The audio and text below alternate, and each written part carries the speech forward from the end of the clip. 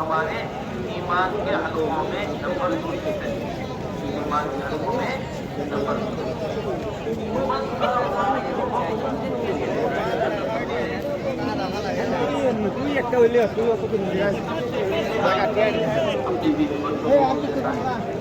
वक्त आदमी अपने आराम को देना, तीसरा हमारे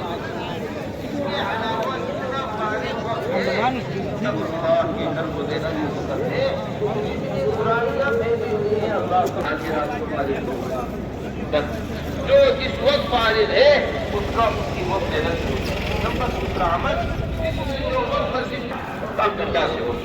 इशा के बाद की सबसे पहली मुलाकात अब्दुल रहमान से होगी, चाहे वो पूरे महीने ना आए, हम मुलाकात करना नहीं छोड़ेंगे। नहीं, ये आपने वादा किया था। हमें नहीं पता कितनी मरतबा जाने के बाद दरवाजा खुलेगा, लेकिन हमारा जाना रोजाना होना चाहिए। इस तरह मेरे दोस्तों इस बात को अच्छी तरीके से ले लीजिए कि अपनी मस्जिदों को मुसलमान मस्जिद के मशवरे में इस्तेमाल से आए, इस तरह हमें मस्जिद को वक्त देना है जिस तरह हुजूर अकरम सल्लल्लाहु अलैहि वसल्लम की मस्जिद रात को भी आबाद। इमाम नसाई ने नसाई शरीफ में बाब कायम किया है, रातों का मस्जिद में गुजारना। अब्दुल्लाह इब्न उमर का अमल लेकर आए।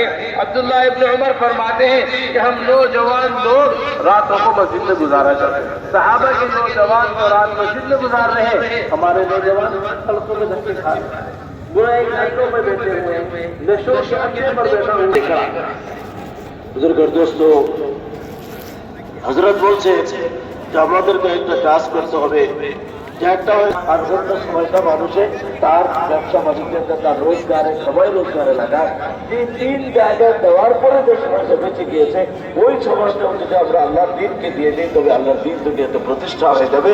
এজন্য বলছে आलिम बन जाए, हर आलिम सिखाने वाला बन जाए, हर मुसलमान तालिब इल्म बन जाए। हर मुसलमान हमें हर एक को अपनी जरूरत का इल्म मस्जिद से जाकर सीखना है। इमाम साहब मैंने कारोबार शुरू किया है, इस कारोबार के अंदर सूद तो नहीं है। इमाम साहब मेरा 1 साल गुजर गया है, कितनी ज़कात मुझे देनी है? इमाम साहब मैं दर्जी की दुकान पर जा रहा हूँ, मुझे कपड़ा सिलवाना है, अल्लाह के रसूल कैसा कपड़ा पहना